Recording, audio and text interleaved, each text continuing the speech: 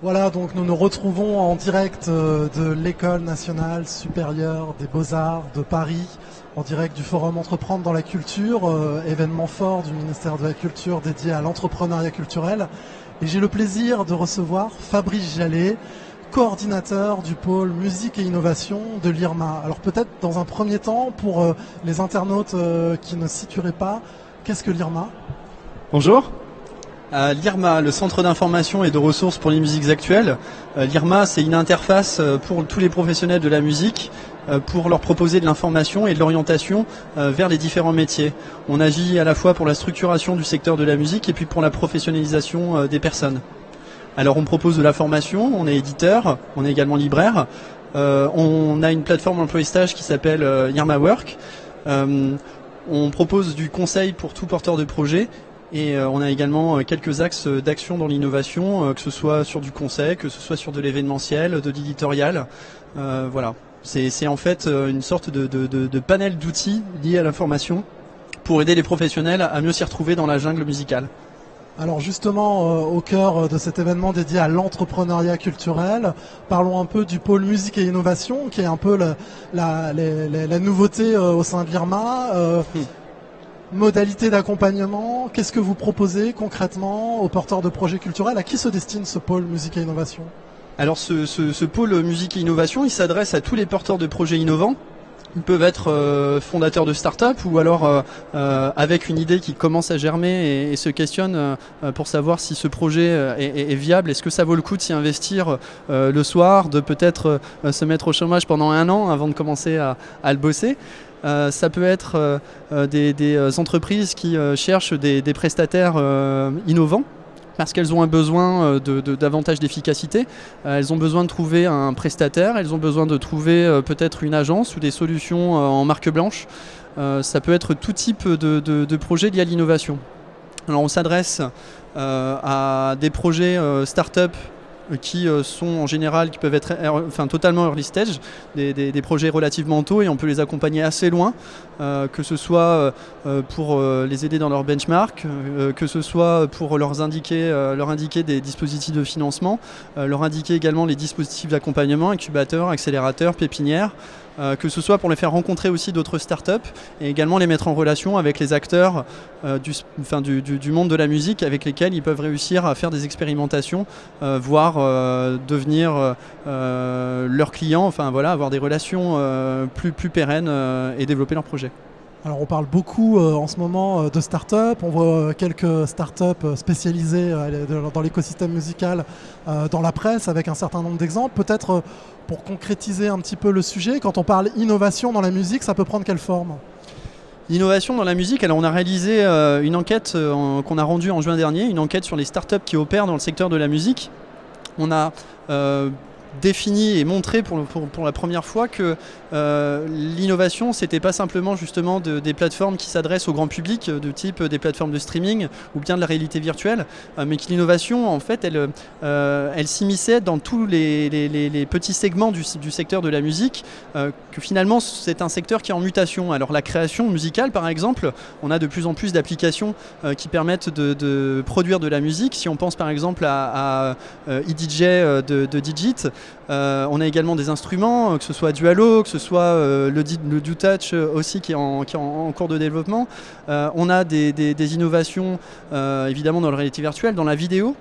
Ça c'est pour l'aspect création. Ensuite il y a des innovations dans la partie promo, comment faire découvrir la musique, et là les innovateurs redoublent de créativité quand il s'agit d'essayer de faire découvrir la musique. Alors on a vu des applications qui servaient à découvrir la musique comme on peut le faire avec Tinder, avec le Sweep. Il y a aussi certains qui font le pari de la géolocalisation, le fait qu'on puisse avoir envie de découvrir la musique qu'écoutent ses voisins dans le bus par exemple. Il y a Diversities d'Indelab qui propose de découvrir la musique et la culture directement dans la ville via des capsules éditorialisées qu'ils disposent un petit peu partout dans la ville et qui sont accessibles ensuite via une application smartphone. Donc ça c'est pour la partie promo et communication. On a ensuite des innovations qui vont être dans le spectacle vivant, la billetterie, le cashless, tout ce qui augmente le spectacle. On a des innovations dans le streaming, dans tout ce qui permet de valoriser également les grands silos de titres de musique, parce que c'est pas tout d'avoir accès à 30 ou 40 millions de titres. Ce dont on a besoin, c'est de trouver le bon titre au bon moment. On a des innovations qui permettent de recommander la musique via l'algorithmie. Nyland vient d'être acheté par Spotify, c'est annoncé la semaine dernière. Il y a également par exemple des solutions de recommandation par playlist. Sounds Good aujourd'hui développe des playlists de curators. Et il y a encore Tractal qui propose lui de découvrir la musique collectivement lors de soirées. On choisit sa playlist, chacun avec son smartphone, et puis on vote. Voilà, quoi de plus démocratique en ce moment pour se faire découvrir de la musique. Et il y a des applications ou des services dont on entend rarement parler, parce que ce ne sont pas des services que le grand public est amené à découvrir, qui sont des services davantage liés aux professions de la musique. Comme je le disais, c'est un secteur qui est en mutation, et un secteur d'activité, c'est un secteur d'activité, c'est comment dire, quelque chose qui a beaucoup de couches, avec beaucoup de services dont on ne se rend pas compte, qu'on appelle B2B, business to business. Et là, donc, on a beaucoup d'applications métiers ou voilà, des business apps, et également beaucoup de services techniques, que ce soit sur la reconnaissance du signal, la production de logiciels qui vont ensuite être implémentés, admettons, dans des enceintes connectées. Voilà, mais pour réussir à obtenir des bonnes interfaces homme-machine, il y a nécessairement un certain nombre de services qui vont avoir contribué à créer la solution, à la rendre viable, comment dire, rendre la donnée interopérable, qu'elle puisse circuler, et finalement réaliser toutes ces nouvelles expériences qu'on recherche en musique. Alors finalement, l'innovation, elle n'est pas forcément que numérique, ou en tout cas, on ne va pas forcément vers un phénomène d'ubérisation comme on peut avoir dans certains secteurs d'activité. Est-ce que ça a un impact sur les intermédiaires ? On peut avoir un phénomène d'ubérisation, c'est pas exclu. Il peut y avoir des intermédiaires qui disparaissent. Pour le moment, l'expérience que je tire de beaucoup d'observations ou d'écriture d'articles, c'est que quelque part, il y a des acteurs qui veulent remplacer des intermédiaires moins efficaces. On appelle ça disrupter, oui, c'est créer des ruptures. Des phénomènes d'ubérisation, on en verra, et ils peuvent devenir des opportunités aussi pour créer des micro-revenus. Ça peut être le cas de ceux qui font des playlists aujourd'hui. Pourquoi quelqu'un, à ses heures perdues, ne créerait pas des playlists qui puissent être valorisées par ailleurs, comme ça pouvait être le cas d'un animateur de radio, d'avoir un autre métier à côté, mais comme c'est également le cas pour des artistes.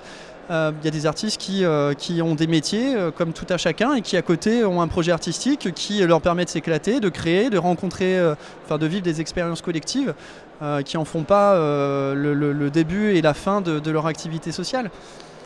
Après, ta question, c'est celle des intermédiaires. Il s'agit de recomposition, de restructuration. Je pense que ces termes qui font un peu vieillot sont toujours, je pense, d'actualité.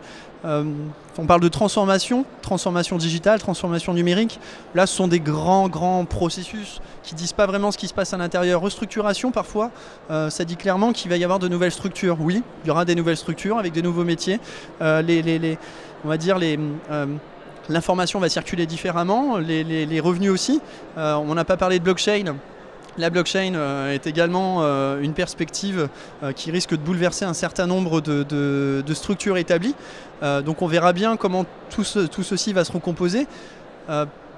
Oui, c'est en tout cas intéressant de suivre la manière dont les choses se recomposent, parce que c'est aussi une manière de redistribuer les cartes, de redistribuer les pouvoirs dans un secteur dans lequel les artistes ne sont pas toujours les plus valorisés. Enfin voilà, il faut voir de quelle manière ce que chacun apporte, qu'il soit artiste, accompagnant, gestionnaire de salle ou en lien direct avec des utilisateurs, apporte. Donc chacun apporte quelque chose à un énorme édifice, et que les choses se recomposent de la manière la plus, on va dire, stabilisée et équilibrée possible. Alors si on regarde une innovation qui maintenant date un peu et est installée dans l'écosystème musical, et que nous, grand public, on utilise aujourd'hui au quotidien, c'est le streaming. Il y a quelques années, le streaming était vu comme le méchant loup par les maisons de disques et les différents producteurs musicaux. Aujourd'hui, les derniers chiffres tendent à démontrer que le streaming est rentable. Donc finalement, est-ce que ça a permis d'avoir de nouveaux acteurs qui ont émergé, ou au contraire, finalement, c'est un nouveau produit pour des acteurs déjà en place, les maisons de disques ? Est-ce que le disque il n'a pas remplacé le vinyle et est-ce qu'à l'époque on n'a pas crié au scandale parce que le CD venait remplacer le vinyle? Je disais une bêtise, mais oui, le CD est bien un disque.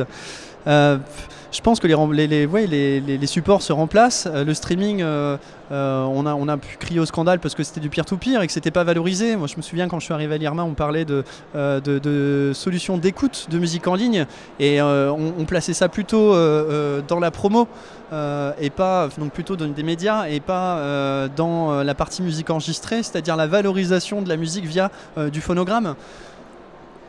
Oui, c'est bien qu'aujourd'hui le streaming arrive à trouver des solutions pour rendre ces offres plus attractives, quelque part fasse mûrir un marché, un nouveau marché de la consommation de la musique, parce que ça permet à chacun de récupérer une part sur ce qu'il apporte dans le système.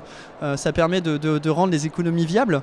On est encore loin d'avoir des niveaux de rentabilité suffisantes pour que tout le monde travaille à très bon compte. En tout cas, les derniers chiffres donnent de très belles perspectives à venir. Alors pour revenir sur le sujet de l'entrepreneuriat culturel et du pôle musique et innovation de l'IRMA, donc l'année dernière je crois, vous avez sorti un guide annuaire qui recense un certain nombre de startups dans la musique, et il y a quelques semaines vous avez sorti un annuaire des dispositifs d'accompagnement pour ces startups de la musique. Quel type d'accompagnement aujourd'hui peut trouver un entrepreneur dans l'écosystème musical? Quels sont les dispositifs que vous présentez dans ce guide? Alors pour refaire un peu le schéma, c'est que d'abord on produit de la donnée, on produit de la connaissance, que ce soit l'identification des startups qui opèrent dans la musique, on décrit ça de la manière la plus fine possible, on produit l'annuaire pour que chacun puisse ensuite s'emparer, empowerment, s'emparer donc des outils et développer ses propres projets. On n'est pas là pour faire à la place des professionnels et des acteurs, des porteurs d'initiatives dans la musique, on est là pour leur fournir des outils, de l'information, pour qu'eux développent leurs projets. Une fois qu'on a fait ça, on a une meilleure connaissance des startups. Et pour avoir une meilleure connaissance des startups, que seraient les startups sans leurs accompagnants? Que ce soit l'accompagnement d'incubation, l'accélération, les pépinières, les Fab Labs, on va dire qu'il y a un certain nombre de dispositifs en effet qui interviennent auprès des startups et qui leur permettent de réellement concrétiser une idée. Parce qu'au départ, une startup, c'est une idée. C'est une idée, c'est un sentiment, c'est dire tiens, il y a quelque chose qui n'est pas très efficace, on a moyen de l'améliorer. Et puis on va tester cette idée et monter une boîte comme une startup, c'est-à-dire qui est censée faire up, c'est-à-dire lever des fonds et puis se lancer très rapidement sur un marché capitalistique. À ce moment-là, elle a besoin d'un accompagnement en termes d'entrepreneuriat. Un business quoi. Comment on gère une boîte, de la structuration au choix de la protection sociale, aux différentes déclarations qu'il y a à faire, ensuite des choix très importants qui peuvent concerner le positionnement de l'activité dans ce marché, de quelle manière on va construire un modèle économique viable sur cette activité, qui on va faire entrer au capital, des choses assez fines au board, et jusqu'à la stratégie globale de développement qui peut être à la fois B2B, B2C.